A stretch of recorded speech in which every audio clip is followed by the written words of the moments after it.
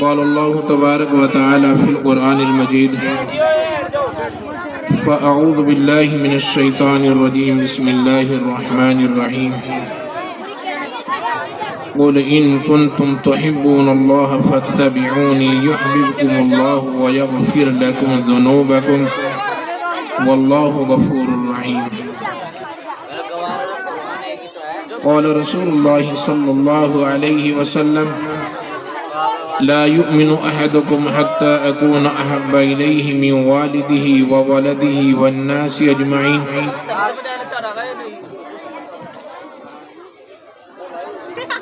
قال رسول الله صلى الله عليه وسلم المرء مع من أحب أو كما قال عليه الصلاة والسلام. محترم بزرگوں،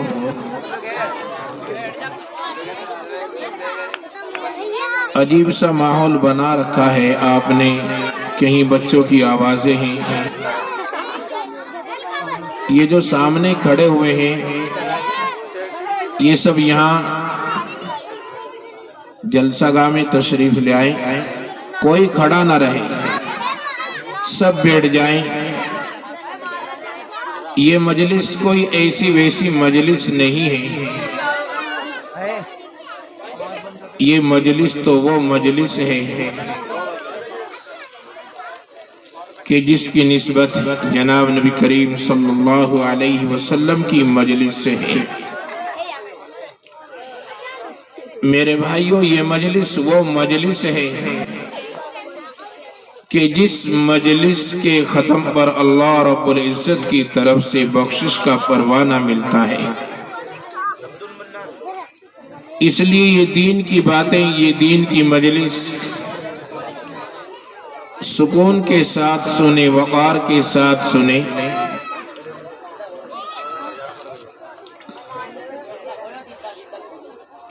میں نے آپ کے سامنے قرآن کریم کی آیت کریمہ اور جناب نبی کریم صلی اللہ علیہ وسلم کے دو ارشاد نقل کیے ہیں.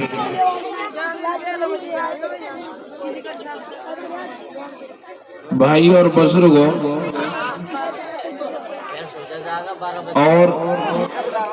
یہاں پر پردہ نشین جو مائی بہنیں ہیں وہ بھی دین کی بات دھیان سے سنیں. سچی بات تو یہ ہے کہ ہم نے کلمہ پڑھا ہے جناب نبی کریم صلی اللہ علیہ وسلم کا، لیکن کلمہ صرف زبانی ہے، اس کلمے کی حقیقت دل میں نہیں اتری.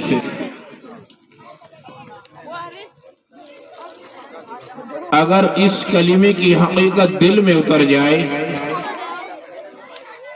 تو پھر محترم بزرگوں، ہم نام کے نہیں کام کے مسلمان بن جائیں.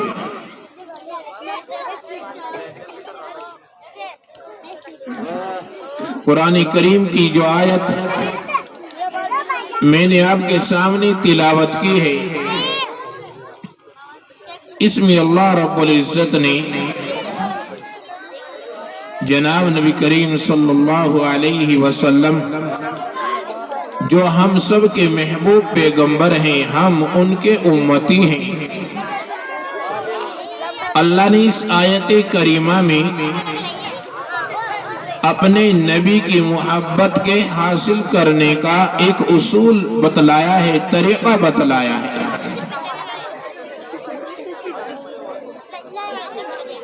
کہ اللہ کی محبت کیسے ملے گی، نبی کی محبت کیسے ملے گی، اللہ ہمارے گناہوں کو کب بخشے گا، اللہ ہمیں نبی کی محبت پر کیا اجر دے گا. اللہ نے ایک بہترین اصول بیان کیا ہے. اس لیے میرے بھائی اور بزرگوں،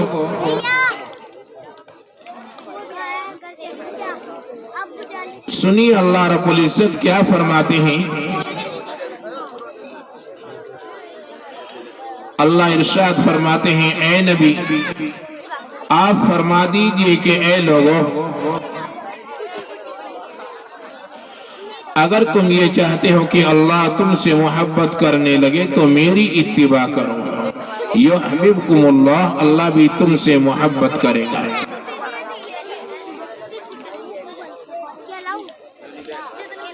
جناب نبی کریم صلی اللہ علیہ وسلم ہمارے نبی ہیں، اور سچی بات تو یہ ہے کہ جب تک ہمیں آپ کیا پکا سچا اتباع نصیب نہ ہو جائے تو کامل ایمان کی چاشنی نہیں مل سکتی۔ آج ہمارا حال عجیب و غریب سا ہو گیا ہے، اور آج ہمارا حال ایسا بن گیا ہے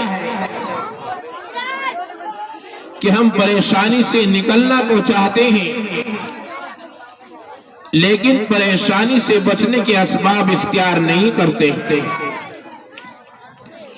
اس لیے بھائی اور بزرگوں، اگر ہم یہ چاہتے ہیں کہ اللہ ہمیں دنیا میں سکون دے، آرام دے، راحت دے، تو ہمیں جناب نبی کریم صلی اللہ علیہ وسلم کی پکی سچی اتباع کرنی ہوگی۔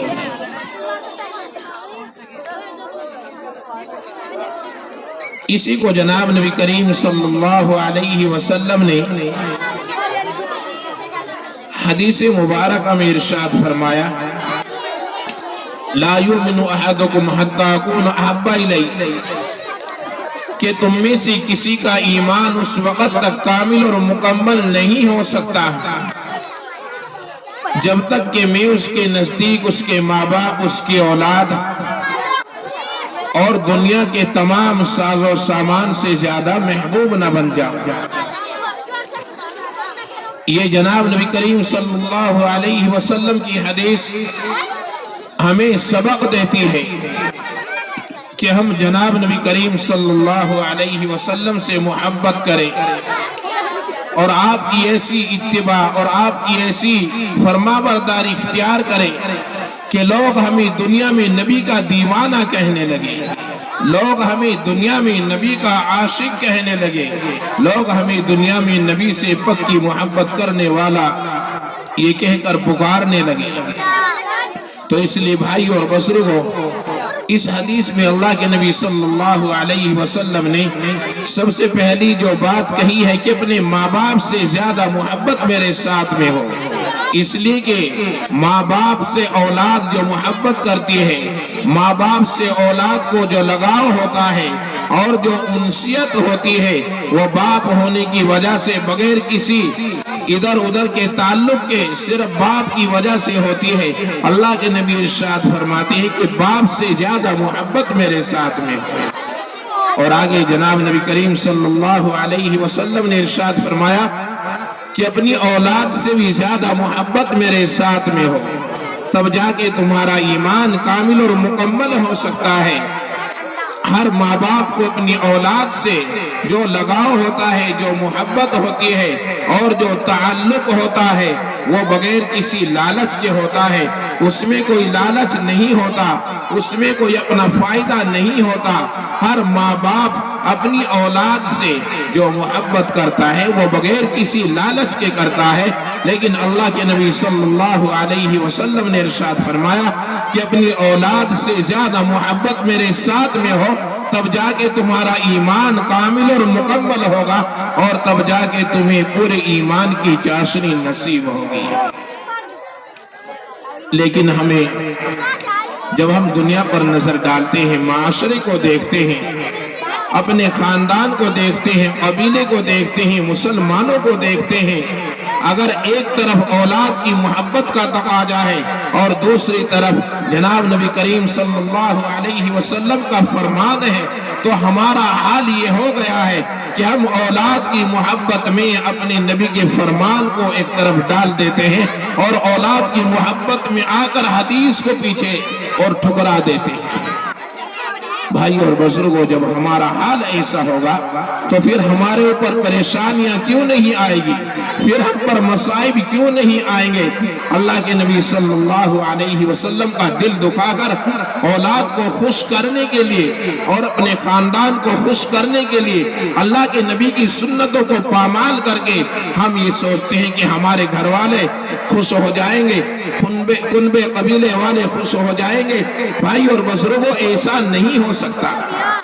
اللہ کے نبی صلی اللہ علیہ وسلم کا ارشاد ہمارے سامنے موجود ہے۔ اللہ کے نبی ارشاد فرماتے ہیں کہ اگر کسی نے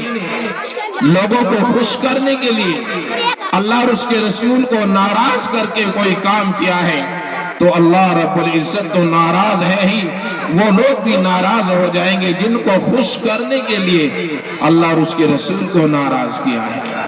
اس لیے بھائی اور بزرگوں، ہم سوچے سمجھے کہ آخر ہم کس کے امتی ہیں، ہم دنیا میں کیوں آئے ہیں،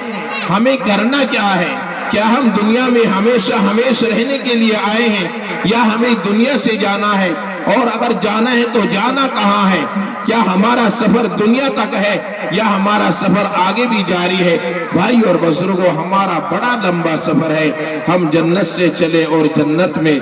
اللہ نہ کرے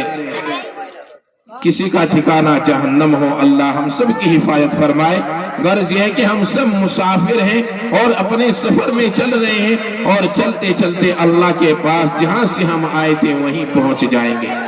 اس لیے بھائی اور بزرگوں، ہم جناب نبی کریم صلی اللہ علیہ وسلم کی تعلیمات کو، آپ کی اتباع کو اور آپ کی محبت کو سامنے رکھ کر زندگی گزارے تو پھر اللہ کی ذات سے امید ہے کہ اللہ رب العزت ہمیں جناب نبی کریم صلی اللہ علیہ وسلم کے صدقے میں آپ کی اتباع کی برکت سے اللہ ہمیں جنت الفردوس نصیب فرمائیں گے اور ہماری آخرت کامیاب ہوگی۔ اس لیے محترم بزرگوں، جناب نبی کریم صلی اللہ علیہ وسلم، اگر ہم آپ کی زندگی اٹھا کر کے دیکھیں تو یقیناً ساری زندگی اللہ کے نبی ہمارے لیے روتے رہے، تڑپتے رہے، گڑ گڑاتے رہے، آنسو بہاتے رہے، لیکن آج امت نے اپنے نبی صلی اللہ علیہ وسلم کے تمام احسان کو بھلا دیا ہے۔ میں نے جو آپ کے سامنے حدیث پڑھی ہے، اللہ کے نبی صلی اللہ علیہ وسلم نے جس میں ارشاد فرمایا کہ تمہارا ایمان اس وقت تک کامل اور مکمل نہیں ہو سکتا جب تک کہ میں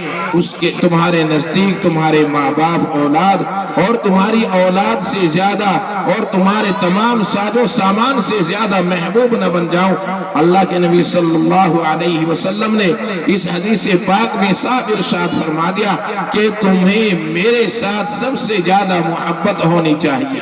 اور ہو بھی کیوں نہ۔ اللہ کے نبی صلی اللہ علیہ وسلم کے احسان کیا ہمارے اوپر کچھ کم ہے کہ اللہ کے نبی صلی اللہ علیہ وسلم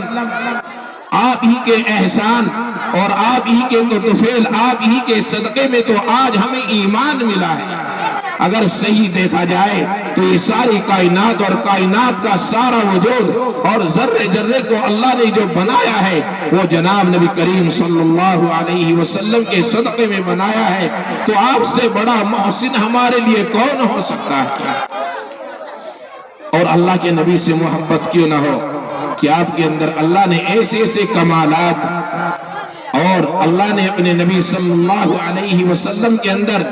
ایسی ایسی خوبیاں بنائی ہیں کہ جن کا کوئی بدل نہیں ہو سکتا، اور آپ سے محبت کیوں نہ ہو کہ جناب نبی کریم صلی اللہ علیہ وسلم سے زیادہ قریبی ہمارا کوئی نہیں ہو سکتا۔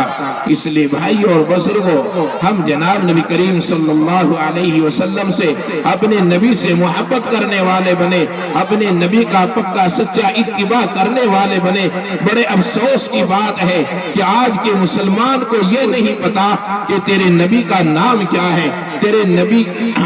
تم کس کی امت میں ہو اور ہم کیا ہیں، ہمارے نبی کا نام، ہمارے نبی کے باپ کا نام کیا ہے، آپ کی والدہ کا نام کیا ہے، آپ کہاں پیدا ہوئے، آپ نے کتنے برس میں اور کتنے سال میں ہجرت فرمائی، آپ پیدا کہاں ہوئے، آپ کا وصال کہاں ہوا، ہم کس کے امتی ہے، ہمیں جانا کہاں ہے۔ اللہ کے نبی کی قربانیاں، اللہ کے نبی نے ہمارے لیے کتنی قربانیاں اور ہمارے لیے اللہ کے نبی نے کیسی کیسی پریشانیاں اٹھائی ہے۔ بڑے افسوس کی بات ہے کہ ایک مسلمان اسے یہ تو پتا ہے کہ فلاں کنجری کا نام یہ ہے، فلاں کنجری ایسا ناچتی ہے، فلاں کنجری ایسا گاتی ہے، لیکن افسوس کی بات کہ ہمیں یہ نہیں پتا کہ ہمارے نبی کی حدیث کیا ہے، ہمارے نبی کا فرمان کیا ہے، ہمارے نبی نے کیا فرمایا، اللہ کے نبی کی حدیث کیا ہے، اللہ کے نبی نے نماز کے لیے ہمیں کیا کیا بشارتیں سنائی ہے، اللہ کے نبی کا مقام کتنا اونچا ہے، اللہ کے نبی کے مقرب صحابہ کتنے ہیں، اللہ کے نبی کے پاس وحی لے کر کون فرشتے آیا کرتے تھے، اللہ کے نبی کی گفتار کیسی تھی، اللہ کے نبی کی چال کیسی تھی، آپ کا بولنا کیسا تھا، آپ کا ہنسنا کیسا تھا، آپ کا کھانا کیسا تھا، آپ کا سونا کیسا تھا، آپ کا جاگنا اٹھنا کیسا تھا، اللہ کے نبی کی سیرت کیا تھی، آپ کی فطرت کیا تھی، آپ کی زندگی کے اقوال کیا تھے، آپ کی تڑپ کیا تھی، آپ امت کے لیے کتنا روئے۔ بڑے افسوس کی بات ہے کہ آج کے مسلمان کو کچھ پتا ہی نہیں، آج کے مسلمان کو یہ پتا نہیں کہ تیرے نبی نے طائف کے میدان میں، کبھی حرم کے صحن میں تو کبھی راستوں میں کیسی کیسی تیرے لیے پریشانیاں اٹھائی ہے، آج کے مسلمان کو پتا نہیں۔ اور ادھر کھلاڑیوں کے نام کا آج ہمارے بچے کو پتا ہے، ہیرو کے ناموں کا ہمارے بچے کو پتا ہے، ان کی عمر کتنی ہے، ان کے جیسا فیشن ہم بنانا اختیار کرتے ہیں۔ اگر بچوں کے سروں پر بال دیکھے جائے تو ایک ہیرو کے بال ہے، ایک فیشن والے کے بال ہے، اس کے جوتے دیکھو اللہ کے نبی کی سنت سے ہٹ کر ایک اسٹائل والے کے طریقے پر ہے، اس کا پہننا دیکھو اللہ کے نبی کی سیرت سے ہٹ کر ایک کنجرے کے پہناوے کی طرح ہے، اس کا چلنا دیکھو اللہ کے نبی کی رفتار سے ہٹ کر ایک کنجرا اور ایک وہ آدمی کہ جو لوگوں کو جہنم کی طرف لے جا رہا ہے، جو شیطان کی اولاد ہے، اس کی اتباع کے اوپر بنا ہوا ہے۔ تو پھر میرے بھائیوں مصیبت نہیں آئے گی تو پریشانیاں، اور مصیبتیں نہیں آئے گی تو پھر کیا اللہ کی طرف سے رحمت آئے گی؟ میرے بھائیوں بڑے دکھ کی بات ہے، بڑے افسوس کی بات ہے، وہ صحابہ تھے کہ جنہوں نے اللہ کے نبی کی ایک ایک ادا کو سمیٹ کر اس پر عمل کیا ہے۔ وہ صحابہ تھے جو اللہ کے نبی کی ایک ایک ادا کو تلاش کرنے کے لیے، ایک ایک لفظ کو تلاش کرنے کے لیے اس جستجو میں اور تلاش میں رہا کرتے تھے کہ کوئی گاؤں کا آدمی، کوئی دیہاتی آئے گا، وہ ہمارے نبی سے، ہمارے محبوب سے کوئی سوال پوچھے گا اور ہمیں کوئی دین کی بات پلے پڑ جائے گی، ہمیں اللہ کے نبی کی کوئی ادا مل جائے گی۔ وہ صحابہ تھے جو اللہ کے نبی کو ٹکٹکی باندھ کر دیکھا کرتے تھے، اور وہ صحابہ تھے کہ جب اللہ کے نبی دنیا سے پردہ فرما چکے ہیں تو میرے بھائیوں کتابوں میں آتا ہے ایک صحابی جنگل میں ہے، کسی نے کہا اللہ کے نبی پردہ فرما گئے، کون صحابی نے یوں کہا اے اللہ آج تیرا نبی دنیا میں نہیں ہے، میں ان آنکھوں کا کیا کروں گا؟ اللہ تیرے نبی کو دیکھتا تھا، آنکھوں سے تو سکون ہوتا تھا، اے اللہ تیرے نبی کو دیکھنے کے لیے میری آنکھیں تھی، آج تیرا نبی دنیا سے پردہ فرما چکا ہے تو مجھے اے اللہ ان آنکھوں کی کوئی ضرورت نہیں۔ لکھا ہے کہ وہ نابینا ہو گئے۔ تو صحابہ تھے جنہوں نے اللہ کے نبی کی ایک ایک ادا کو، ایک ایک سنت پر عمل کر کے دکھلایا۔ اور آج ہم کیا وجہ ہے کہ آج کے مسلمان کے پاس وہی قرآن ہے، وہی سنتیں، وہی حدیث ہے، اور وہی نمازیں ہیں، وہی عبادات ہیں، پھر کیا وجہ ہے کہ آج کا مسلمان پریشانی اور مصیبت میں ہے؟ اس کی وجہ یہ ہے کہ ہم اپنے نبی کی محبت اور اتباع سے بہت دور ہیں۔ وہ صحابہ تھے کہ جن کے جو اللہ کے نبی کی اتباع میں آئے تو پھر افریقہ کے جنگل گواہ ہے کہ انسانوں نے نہیں اور کسی ملک کے رہنے والے بسنے والوں نے نہیں، بلکہ جب افریقہ کے جنگل میں صحابہ نے جا کر یہ کہا کہ ہم اے افریقہ کے جنگلی جانوروں سن لو، ہم غلامان محمد ہیں، ہمیں اس جنگل کی ضرورت ہے، ہم یہاں قیام کرنا چاہتے ہیں، رہنا چاہتے ہیں۔ تو میرے بھائیوں، ہماری تو انسان نہیں مانتے، اس وقت صحابہ کی چرندوں نے اور جنگل کے جنگلی جانوروں نے مانی، اور اس طرح سے جنگل دیکھتے ہی دیکھتے خالی کر دیا۔ تو یہ کیا چیز تھی؟ یہ اللہ کے نبی کی اتباع، اللہ کے نبی کی محبت کا اثر تھا کہ صحابہ، ان کی حکومت آگ پر رہی، ان کی حکومت دریا پر رہی، ان کی حکومت زمین پر رہی، اور ان کی حکومت ہواؤں پر رہی۔ میں حضرت عمر رضی اللہ تعالی عنہ کا یہ چاروں چیزیں، آگ، پانی، مٹی اور ہوا، چاروں چیزوں پر حضرت عمر کی حکومت اور کیسے ان کا حکم چلا سنا کر اپنی بات ختم کرتا ہوں۔ حضرت عمر رضی اللہ تعالی عنہ ایک مرتبہ ایک عورت کا تیل زمین پر گر گیا۔ حضرت عمر کے دور خلافت میں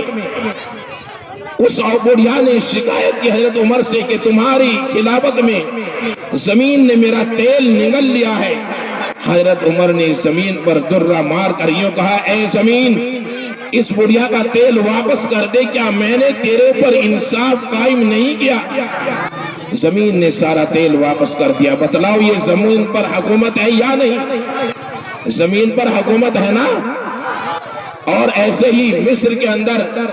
دریائے نیل کا مشہور واقعہ ہے کہ وہ جب سوکھ جاتا تھا تو اس میں ایک لڑکی کو بھیٹ چڑھایا جاتا تھا، دلہن بنا کر سجا کر اس دریائے نیل کے حوالے کیا جاتا، تو پھر وہ دریا چلتا تھا۔ جب حضرت عمر رضی اللہ تعالی عنہ کو پتا چلا تو حضرت عمر نے ایک پرچی لکھی اور اس پر یہ لکھا، اے دریا، اگر تو اللہ کے حکم سے چلتا ہے تو چل، اور اگر اپنے حساب سے چلتا ہے جو تیرا طریقہ ہے تو پھر ہمیں تیری کوئی ضرورت نہیں۔ وہ پرچی حضرت عمر کے کہنے سے دریا میں ڈالی گئی اور صبح تک پورا دریا جوش مارتا ہوا بہتا نظر آیا۔ یہ دریا پر حکومت تھی یا کیا تھا؟ حضرت عمر کے دور خلافت میں ایک مرتبہ آگ لگی، حضرت عمر نے درہ مار کر، کوڑا مار کر زمین اس آگ کو واپس دھکیل دیا، اور جہاں سے وہ آگ نکلی تھی وہیں چلی گئی۔ حضرت عمر کے دور خلافت میں یہ واقعہ بھی آیا کہ ایک صحابہ کا لشکر میدان جہاد میں گیا ہوا تھا، اور وہاں پر دشمن کے حملہ کرنے کا کوئی خوف تھا۔ حضرت عمر نے مدینے ہی سے آواز لگائی، یا ساری الجبل، اور یہ آواز اللہ نے ہوا کے ذریعے سے وہاں تک پہنچا دی۔ تو بھائی اور بزرگوں، کہنے کا مقصد یہ ہے کہ صحابہ نے اللہ کے نبی کی محبت، آپ کی اتباع اور آپ سے سچی عقیدت کی وجہ سے وہ مقام اور مرتبہ حاصل کیا ہے کہ اللہ کے نبی نے ارشاد فرمایا، میرے صحابہ تو ستاروں کے مانند ہے، تم ان میں سے جس کا بھی اتباع پالو گے ہدایت پر آ جاؤ گے۔ تو بھائی اور بزرگوں، کہنے کا مقصد یہ ہے کہ آج ہم ذلیل اس لیے ہیں، آج ہم دنیا میں رسوا اس لیے ہے کہ ہم نام کے مسلمان رہ گئے۔ صحابہ کام کے مسلمان تھے، ساری دنیا پر بھاری پڑ گئے، صحابہ کام کے بنے، اور انہوں نے سب کچھ اللہ اور اس کے رسول کی محبت میں اللہ کے دین کے لیے قربان کیا۔ آج ہم سے نماز پڑھنے کی قربانی دی نہیں جاتی، آج ہم سے نماز پڑھنے کا وقت نہیں دیا جا رہا ہے۔ تو بھائی اور بزرگوں، ذرا اندازہ لگاؤ، جب ہم نبی کی سنتوں کو پامال کریں گے، آپ کی آنکھوں کی ٹھنڈک نماز کو چھوڑیں گے، آپ کی سیرت کو ایک طرف کر دیں گے، تو پھر اللہ کی طرف سے ہمارے اوپر راحتیں کیسے آئیں گی، اللہ کے انعام کیسے آئیں گے، اللہ کی طرف سے رحمتیں کیسے آئیں گی؟ یہ تو تب آئے گی جب ہم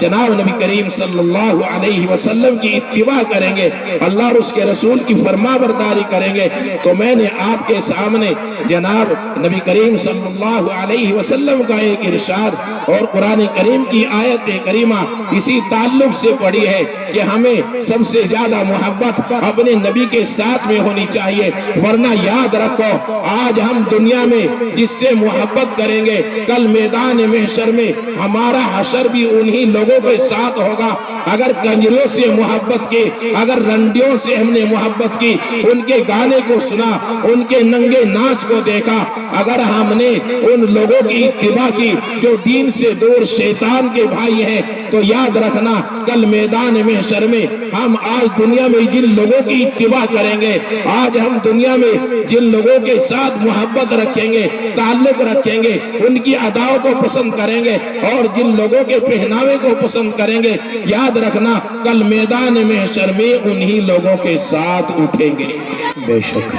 اس لیے میرے بھائیوں،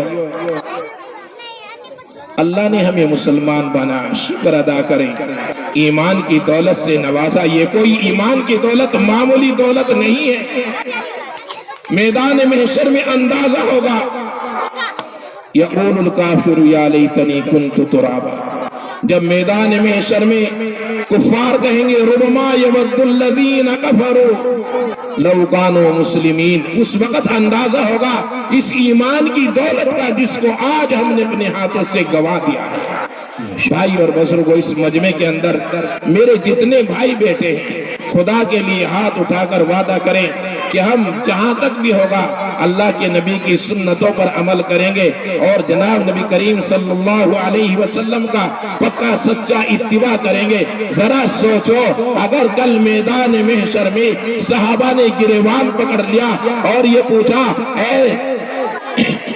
14ویں صدی کے مسلمانوں، اے آخری نبی کے آخری امتیوں، ہم جس دین کو اپنا خون بہا کر چھوڑ کر کے آئے تھے، اپنے بچوں کو یتیم کر کے ہم نے جس دین کو چھوڑا تھا، تم نے اس دین کے لیے کتنی قربانیاں دی، اس پر کتنا عمل کیا؟ بتلائیے، کوئی جواب دے سکتا ہے؟ کوئی جواب نہیں دے سکتا۔ اس لیے ہاتھ اٹھا کر وعدہ کریں کہ انشاءاللہ جب تک اللہ نے زندگی دی ہے ہم دین پر عمل کریں گے، جناب نبی کریم صلی اللہ علیہ وسلم کی پکی سچی اتباع کریں گے، جس میں اللہ نے 100% کامیابی رکھی ہے، کریں گے انشاءاللہ۔ اور اسی کے ساتھ ساتھ اپنے بچوں کو دین کی تعلیم سے آراستہ کریں گے انشاءاللہ، کریں گے بھائی؟ عصری علوم بھی دیجئے، لیکن اس سے پہلے دینی تعلیم دیجئے، تاکہ کل جب ہم قبروں میں ہوں گے تو ہماری قبروں پر کھڑے ہو کر بچے یا ہمارے بچے جائیں گے، ہمارے لیے سورہ فاتحہ پڑھیں گے، تو ہماری نجات کا ذریعہ ہوگا، ہمارے درجات کے بڑھنے کا ذریعہ ہوگا۔ تو بچوں کو دینی تعلیم بھی دلائیے انشاءاللہ، دلائیں گے انشاءاللہ۔ اللہ ہم سب کو کہنے سننے سے زیادہ عمل کی توفیق عطا فرمائے۔ وآخر دعوانا ماشاءاللہ، یہ تھے حضرت روح رضا مولانا محمد ناظم صاحب دامت برکاتہم العالیہ، جو آپ لوگوں کو بہت ہی عمدہ گفتگو سے مستفیض